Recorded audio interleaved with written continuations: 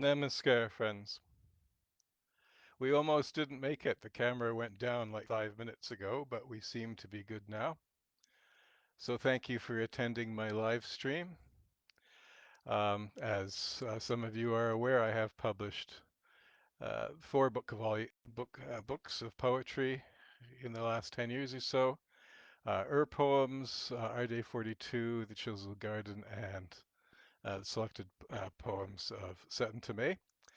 Today I will be reading my selection of my Buddhist poems from these books. Should take approximately 1 hour, and for those of you who have inquired, these talks will be uploaded to YouTube about approximately 1 hour in the first hour after the talk concludes, so between 8 and 9 p.m. today. These poems span a stretch of years and will be read in the order that they were written. They don't form a single narrative, but together they reflect the changing concerns and questions of that time. My hope is simply that the images and rhythms speak for themselves and that you find points of recognition in them. The sunflower. Sunflower dazzles in rays of summer, like mind in its enlightenment state, at rest in its innate effulgence, erect, uncouth. Its nature embodies the ineffable glory of what is. Who makes the sunflower? It makes itself its own unfolding essence, its flowering simple yet utterly profound, time-bound yet timeless. Explain to me the sunflower, the mystery of what it is. No words suffice to state its glory, no bliss penetrates its innate intelligence, complex yet simple, simple yet complex. Its essence is transdual, immaculate, perfect, just as you are right now reading this. You are the sunflower. The sunflower is you, to whom I offer this kiss. Who are you in the window looking back? Who are you in the window looking back at me, intent upon this posturing intent? What is this me that looks at me and is me, and yet I know that is not I, yet is? Is it not nothing that sees, nothing that is, yet is not? No wonder that this universe is stuck, devouring itself in infinite infamy. A string, a druid staff, a Mobius strip. I gawk at the kaleidoscope of sense, Callisto's mirror, Narcissus' paradise. It's happened, too, no time to waste. Beauty is a transitory thing. The arrow stalks say change is constant, and action is the thing. Nothing except that which gazes, which is the gazing with intent. Intent is gazing, the cuckoo's call of spring. Strive not. The faces in the rocks.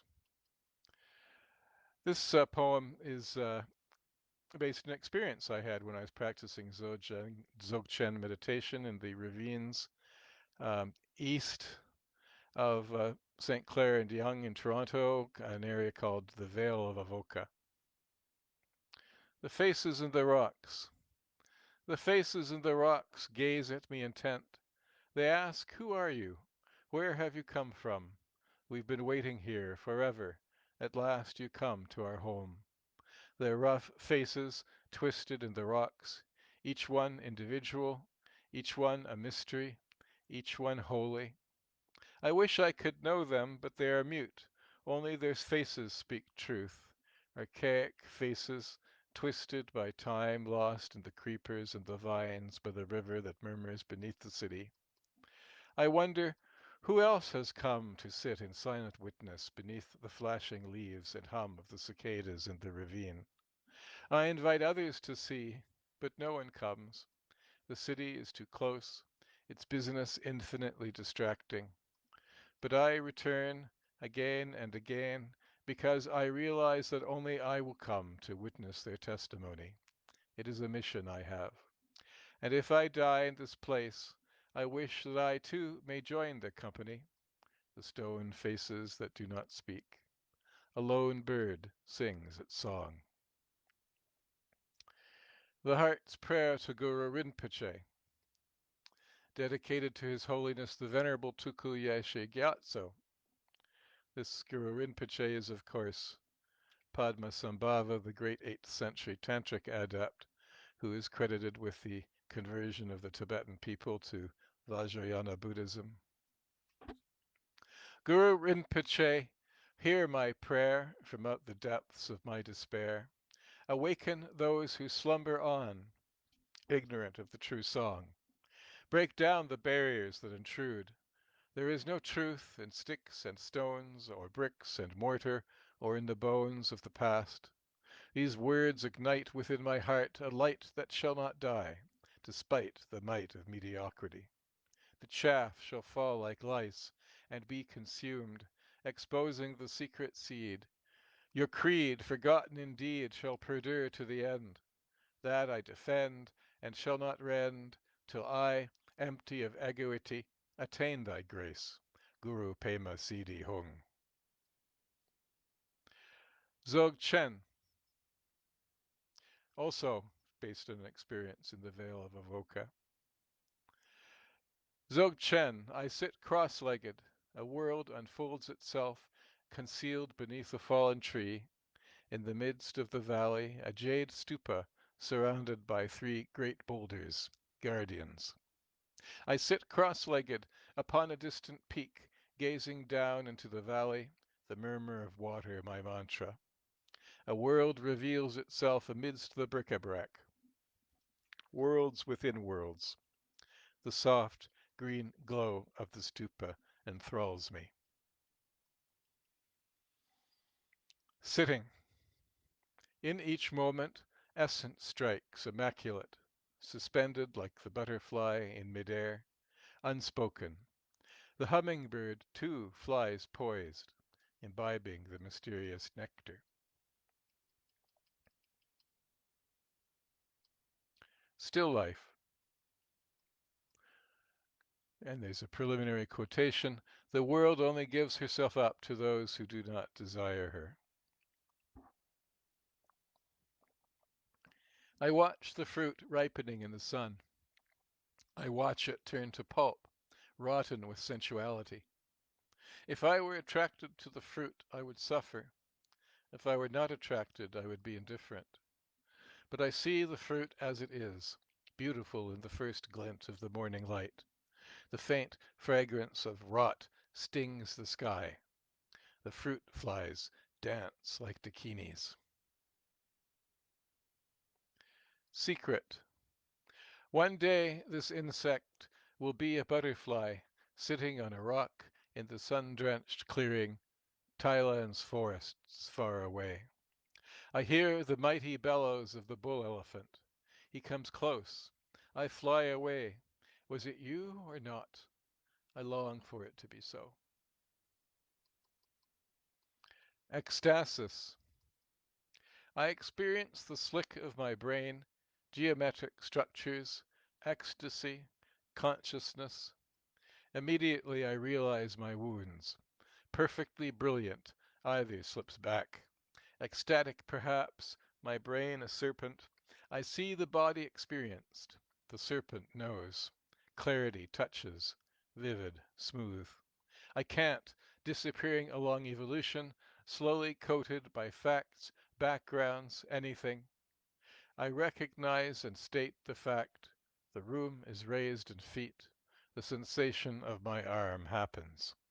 The goddess, psychotic, primitive, superior, anything, simultaneously Om, paradoxically appears in my vision. Without a future, everything slips. My main-shaped existence contemplates chanting. Awakening. An ocean of nectar is suffering, delight in the wondrous yellow fog. The scarlet pagoda emblazoned by the sun, the great bell standing there, and the Buddha there, standing before the bell. Being Buddha, cast adrift upon the mind of time, like lotuses pelted by raindrops, we remain in place, bound to the mud of eternity. But raindrops cease and sky clears, and the burgeoning sun amidst the glorious clouds of day, and the mystic moon, the dark blue robe of night, radiant tangents articulate being. What is this being? Am I? Clearly I must be, and clarity itself being meaning too, until in time the mind ignites in pangs of ceasing and unceasing bliss, and knows itself in death. The Loneliness of the Dalai Lama. This poem is the poem that was admired by Dr. Robert Thurman, a personal friend of the Dalai Lama and a noted Buddhist scholar in America. And it was his encouragement that resulted in my decision to publish my poems. The Loneliness of the Dalai Lama. My birth taken, surprised by the light, the caravan carries me away into the night. I cannot see where it might end, but I remember where it began. The flowers of my flesh cover the countryside. Buried deep, their roots abide. This candle flame, alone in name, it is my shame to carry. I dare not tarry. I shall not stagger beneath two destinies, for I am free. The poem, and this poem is dedicated to Robert Thurman. In righteousness of truth come near, seeing the archetype of being. I stand before the mystery now, unutterable but for this stutter. Where do I come from, and where go? What is this place in which I dwell? These questions but for centuries remain an empty space within my shell. My eye pierces the truth, but I, homonym profound and telling, know not the knower, being bound by non-beings, being's illicit lover. I seek within, and not beyond. Perceive what is, for I am being and non-being both, eternal tryst, twisting in a wild cacophony. Consciousness empty and amiss, seduced by ignorance and bliss, tortuously seeking its own happiness in the antithesis of this, conceals within itself the truth, that all is void, that wrong is right, that folly is wise, desire pain, seeking, yet seeking it again, I fall into the night inane. Life after life, death after death, the eye that is not the eye that sees, not even anything at all, passes its days in the light of the moon, reflective orb, sterile yet bright, while all around the true life slumbers, awaiting the awaking of delight. I am that which perdures, like an uncarved stone, the simple fact of my mortality drops away like sleep, and the dream that is I awakes into the sky and rises ecstatic into space. Shambhala 1. Another life in which chains no longer bind us to reality. No chains at all. Endless drift through a universe free of past, enveloped in emergent splendor in which transcendence springs. Where vision holds, to stare we raise both arms towards the heavens, and this certain sight brings at once eternal joy and the impetuous impassiveness of humanity's grace. You stand, quiet. Two simple things, we stare toward the heavens and beyond the ignorance of humanity, the vision which lies beyond them. Others ask, in whose eyes? The beautiful eyes in which came the myth of resurrection still lingers in me, beyond belief, nor sight exists for what we feel.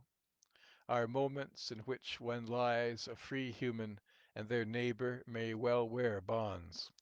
But the bonds are set by none other than their own labors. Steering, you stand too. Two simple things we stare toward the heavens, in the face of humanity, and watch God, the loving parent. Shambhala 2. In the deep root of life all things unfold and grow in equal harmony and perfect harmony. That impulse, the inconceivable impulse when facing the darkness of equality's totalitarian reign, driven in the jumbles of histories we do not shrink from. Or again, lotuses strike softly, white as ice, and with green candles at dusk hope all men to find their way through, to dream lightly of strange wings amongst the milkweed, here come to bathe, out of the lotus lore, quite unburdened, given back to nature, seem to leave some wish, throngs the rainy river's pitch. On this far stretch in the east, if a flower man wants to strike, here he may choose to live as he pleases among the living faces with flowers painted in eastern woodland gleams, yellow, red, and purple. His glance seems to stare, assured that whoever comes to bathe in the spots where beauty comes knows first things to do. Dzogchen 2. When the wild leaves shelter the babe in spring, raising their vacuous arpeggios, this chorus is the hivajra of her song, and resonates with the wild chimes, green starlight of Sherpa Palace. She opens her double eyes, and looking into space turns to contemplate the peaks and turbulences afar, stares at yakshinis boiling with Chang Sing, woven in the multitudinous womb, complete and compact, even as the stone shot by the bow of Alexander, even as the hard gems of sunrise of Pacific isles rise, are faced, holds contemplation of all the years she has lived. She and her babe clench hands in tranquillity as she aims her mind deep into the stars.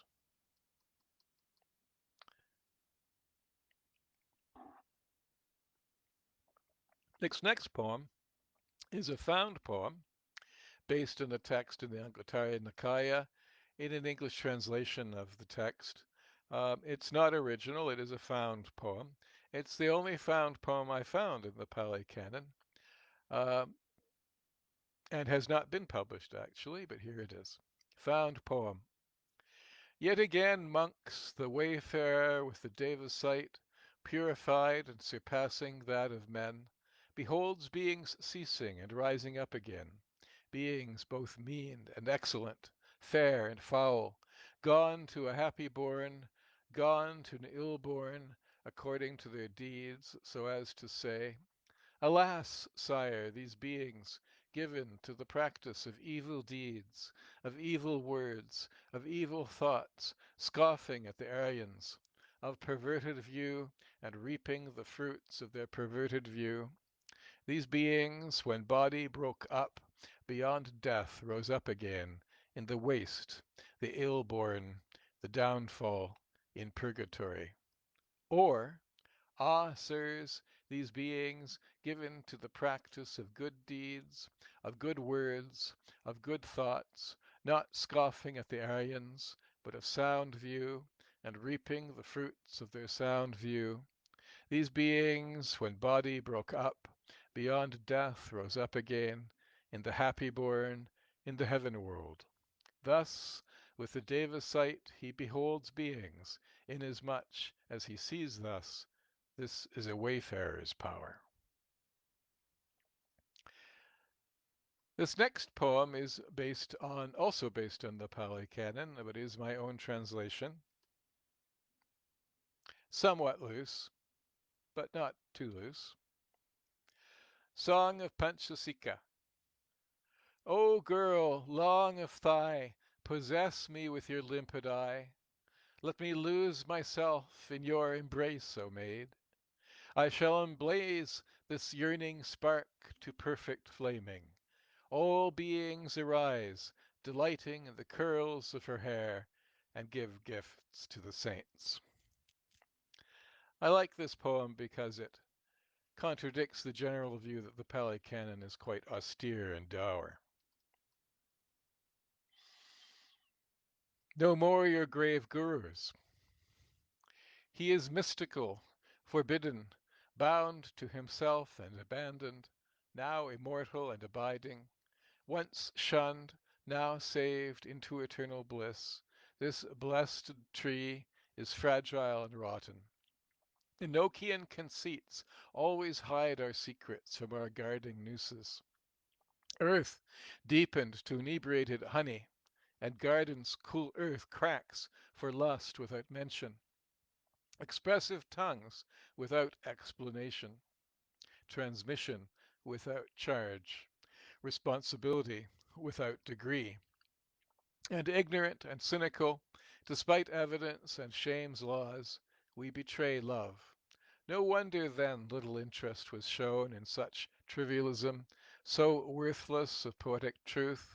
Judged by darkness it abides. It cannot possibly be love. Once before, even seeking earth's dull pool of madness, led us into perdition, gladly sacrificing humanity, thought, and genius for the fleeting satiety of conquering lust. O earth of love, pray that a leaf of salvation wear its innocent scent, and linger again at this touch, and observe from within the hero it radiates. When ashes of fear, disappointment, doubt, shame, fear, guilt, hypocrisy, disdain, of love come to anchor with pain, of intellect, sorrow, doubt, fear, and anxiety, bring bother again, pray, with wisdom free from blind sturm. Love is still treacherous. This next poem, Satyagraha, is of course based on a term which is found in the Pali Canon. Its translation is soul force or the power of truth. It's a concept found in the Pali Canon as in other Indian traditions and was popularized by Mahatma Gandhi. Satyagraha. These few words of mine haunt his lost soul, but he'll get no respite from that demonic creep. In perplexity they beseech, they fight back the battle. Do not lose the fight, O ye high and glorious angels, of whom they pray by the burning leaves. Pray that by their prayers their end shall not come. Save the slave that fears your face. Get behind the boat. All so fleeting. You too are born again. Perhaps he finds relief as he digs in the ancient books and scrolls with scowl and lips pursed. Or maybe he assumes this artificial posture he preaches to convert others. In fact, truth lies within, if aught would seek, and refuse to follow those that follow falsehoods. Those people are obviously ignorant and uncivilized to not be inspired. Since it began in me for right reasons, with my divine roots of fire and my spirituality, I then proclaim to each within my reach that truth is the crux.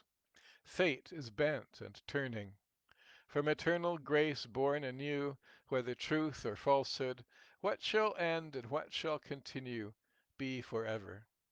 Here we sing to you through our voices that it's more difficult, thought it so clear, than that first wave upon wave is the original merit for remaining thus upright. Quietly I ponder, as darkness falls, the tears I shed to further realize and see no lies.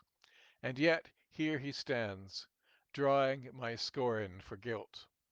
Hate and gloom, while persisting, yet he knows he pays no true price then for who he is, now and forever condemned to forever think in blackest fear, and chase demons of lesser height, and lie, believing it's all true.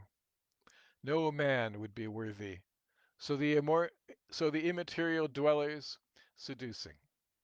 He has lost the path towards whatever lies ahead, until that resolve to seek again conquers all lesser notions, regret, anger, despair, guilt, pain, desire, laziness, attraction, hatred, resistance, resentment, depression, anxiety, thoughtlessness, intention, sound, rhyme, and song.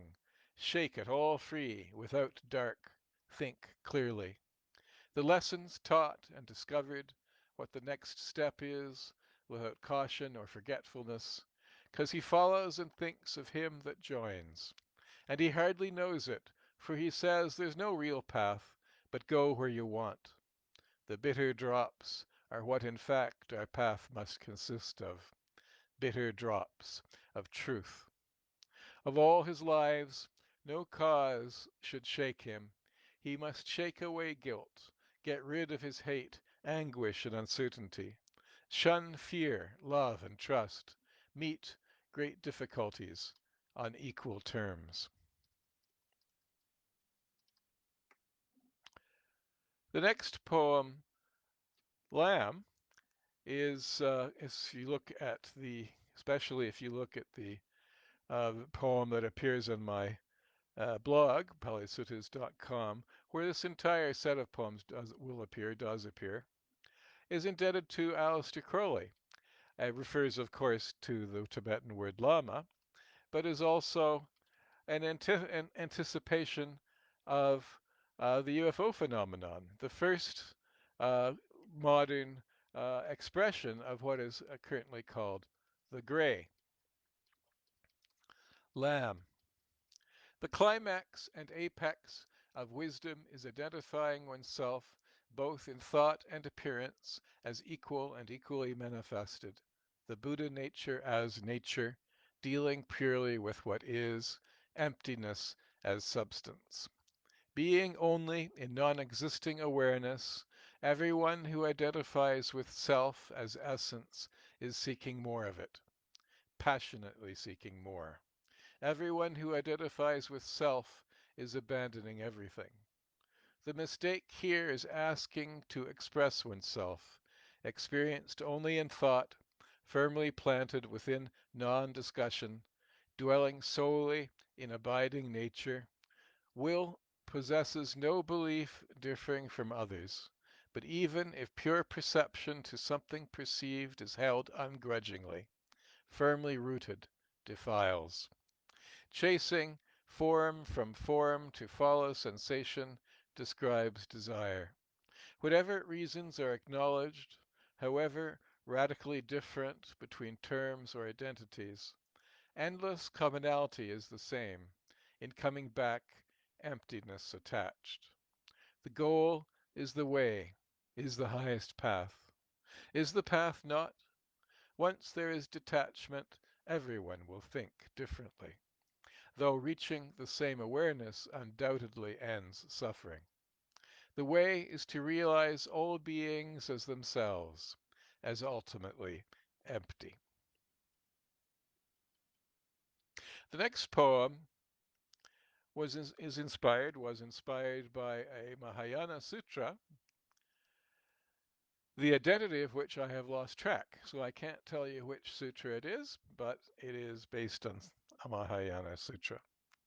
In praise of sweet fire, I bow to the emanation of truth through his fingerless hand. I bow to his compassionate glance of milky tenderness. Those compassionate tears, as soon brought forth by earth and sun, were made manifest at the mouth. Environed by all those glorious sights, they made whole his heart. Focusing in on his radiant likeness, with the stained and worn robe, with the wild hair and sweating face, like a picture adorned with precious jewels. Solar epoch. Beyond the illusions of success, secrets hidden in nirvana must not be reckoned with. Unto different darknesses, where perceptions pop and haunt, there are endless worlds to explore, all beyond what we know. And whatever may occur beyond this unending turbulence, beyond transcendence, beyond sense wisdom, beyond likeness and silence, beyond anxiety and self-image, with no other mind than the unknowing self, into emptiness, into the dark sun. Dasein.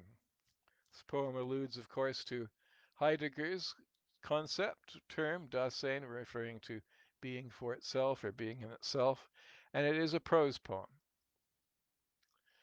A granite stone cube buried in a sandy beach towers against the plain expanse of blue sky. Or is it merely infinitesimal in a world of stars? Perspective blushes the imagination. The universe crushes all experiences to sand, even a granite stone cube or an eye. We capitalize the term. We speak of an eye. I ruminate upon a granite stone cube, infinitesimal in a world of stars, being crushed to sand, and I understand, perceiving meaning in an arbitrary act that beggars the imagination against the plain expanse of blue sky. What artifice is this ant tracing? Of what origin, and for what posterity? Being answers not, the mystic knows not. The mystic seeks in some vain yet vital cave of the heart the answer to the riddle that he himself poses, constructing spiders' webs of language, himself the spider and the prey. He sucks himself dry in his chimerical pursuits, only to discover the ashes of naught, his webs, traceries of charcoal. But he who neither knows nor speaks dwells in the perfect emptiness of mind that is bliss. This bliss is present even now. It is the presence of sentience, the vacuity of being, the being of mind, the mind of bliss. Sentience devoid of self or thought, being purely present to its own, being in perfect simplicity of being itself. Emptiness. Running wildly to escape the sickness into a dark, lonely room, swearing to escape, aiming a scarred laser without mercy, admitting he sees us naked beneath as blinding floods drown our flesh, spackling the hellscapes. Left after the plague, the gods of destruction, worshipped, punished, followed nowhere, the refugees, telling our tales, their stories, wish to return, yet afraid to reveal what we tell, wish to leave. The choking poisons, behind but unsure, until closer hears footfalls upon paradise, running there to find it, taking up new challenges, trying to uncover new truths, only trying to save a family, a home, into a gilded prison, plucking the lid off, thieving every crumb of hope, admitting we should do that, just trying to find new cures for those constant droplets flickering through my hands, miraculously revealed, yet it becomes nothing. Feeling the echo, something will unfold.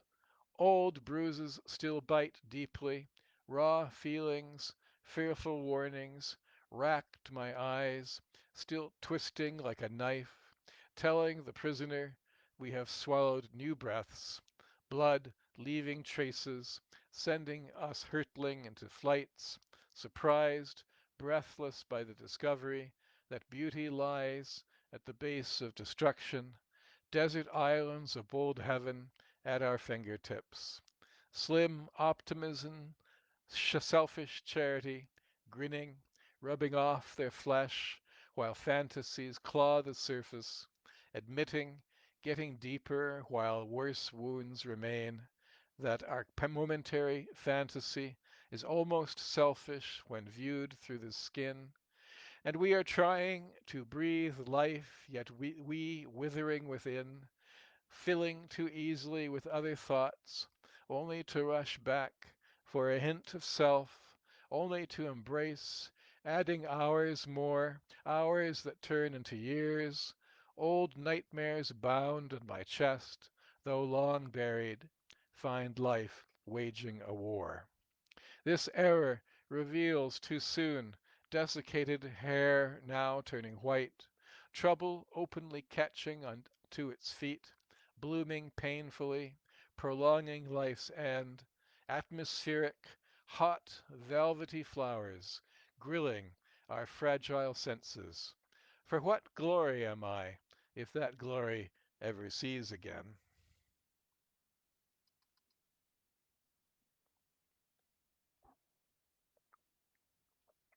The householder.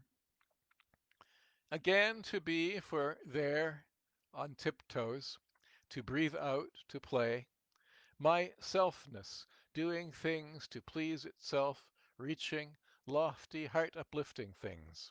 Behold, I shine like the lover, giving gifts of heart unbound like incarnation.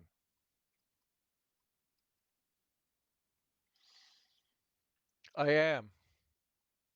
I could have been so many things than what I am, and yet I fret, bereft, taut as a wire or a string.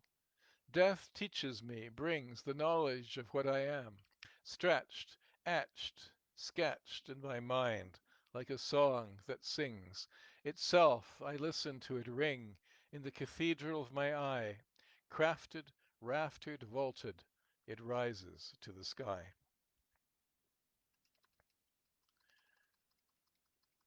To Padmasambhava, who, as I mentioned earlier, is the great tantric adept, 8th century tantric adept, who converted the Tibetan people to Vajrayana Buddhism.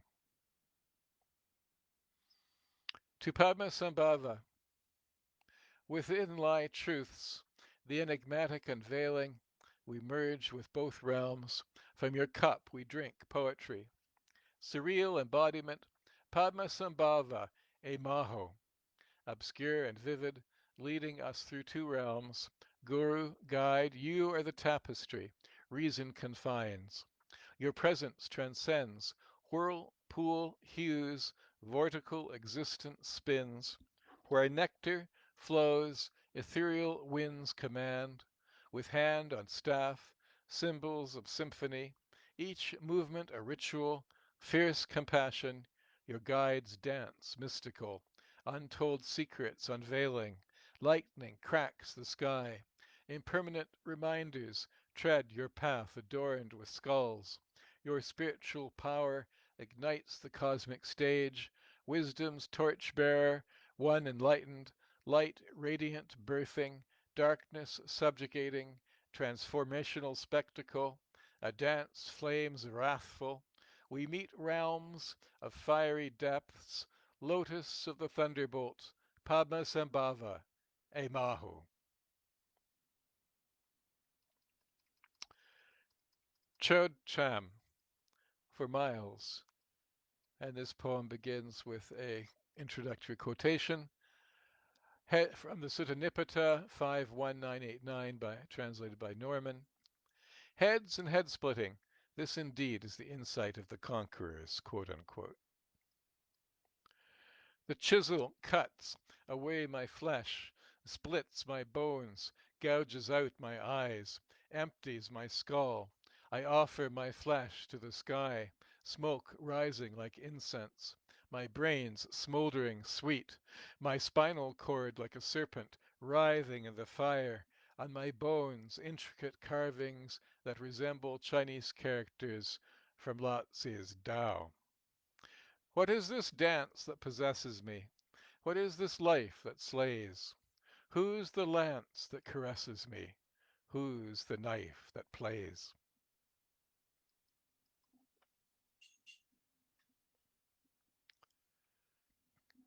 The next poem is entitled Gatha on the Boundless Real. It is divided into numbered couplets, except for the first quote unquote couplet, which is actually a single line. The rest are all couplets. I'm not going to read the numbering, I'm just going to read each couplet. I'll pause briefly between each couplet. Reality is the sky, vast, boundless, without edge or floor. Nothing lies before it, after it, or outside it. To doubt it is only to affirm it anew. Perfect is the real, for imperfection implies a beyond, and that is it. Beyond one and two, reality is the transdual whole. Dividing, analyzing, naming, these cannot grasp the all. Every system is swallowed by a system yet greater still. Reality then is not a system, for what makes all systems, but what makes all systems possible. It moves without why or when, mysterious, ungrasped, non-rational. The touch of knowing, the flavor of felt truth, these are also the real. No word binds it, no phrase can hold it, but it is known by intuition of self, the irreducible I. Mind alone is primal, nothing stands beneath sentience. Thus is reality sentience itself, reflexive, all-containing. It appears as the dance of difference and non-difference. Their play is lived reality, the breathing now. This lived moment is phenomenon, ever blossoming. Phenomenon arises and arises again, spun by cause and effect, birthing the new. This endless arising is no illusion, it is the face of the real. Time has no first breath, no final sleep. How can there be a before? The quest for origin stumbles, creation myths collapse. Yet from within its infinite play arises desire, attachment, delusion. Thus are born the realms, from gods to ghosts, humans to hells. Above them dwell the four formless spheres, space, consciousness, no-thingness, neither perceiving nor not. This is the formless realm, free from grasping, dwelling place of Buddhas. The Buddhas are the deathless ones, the awakened, unbound. All of this, seen, unseen, grasped, forgotten, is held together by the real. The wise call this nonsense and smile. So fools become wise, and sages laugh.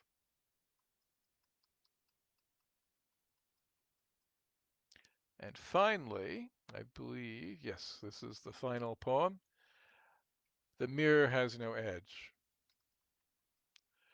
I sought the self and found the seam unravel.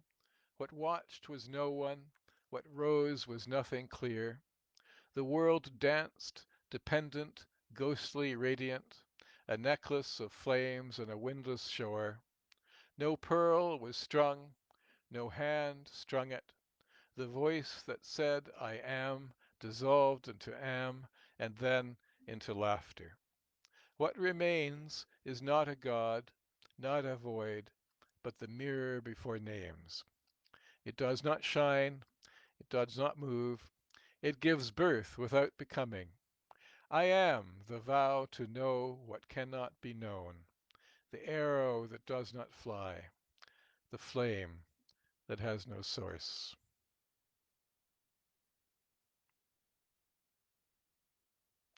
Okay, I'd like to conclude with a dedication of merit, whereby we dedicate the merit of this talk to all beings. Just give me one moment. Please join me in this. According to the Buddha, based on the law of cause and effect, everything one thinks, says, and does has a result. Every result is in turn a cause of further results in an infinitely interconnected network of cause and effect. The Dharma itself is especially efficacious. It creates beneficial results wherever it spreads. This effectiveness is the power of truth. A common term for this effect is merit. Most of the merit of teaching or even talking about Dharma returns not only to the speaker, but also to the listeners. The dedication of merit establishes the intention to sacrifice the merit that one receives in favor of others. The dedication of merit is an act of generosity. Generosity itself is karmically efficacious and thus generates more merit. By redirecting the merit that one receives to others, the dedication of merit acts like an amplifier, redirecting ever greater merit to others. Thus, one becomes an agent of ever increasing merit. The dedication of merit causes the merit of the Dharma to spread exponentially through the whole system. By the merit of this talk, may all obtain omniscience. May it defeat the enemy, wrongdoing. From the stormy waves of birth, old age, sickness, and death, from the ocean of samsara, may I free all beings. Thank you, as always, for this opportunity to discuss Dharma. As always, it is my pleasure and privilege. I will be returning next Sunday at 7 p.m. Eastern Time for another talk in this series of 108 Dharma talks, which can also be found on my blog at www.palisuttas.com. That's PALISUTTAS.com. Namaskar.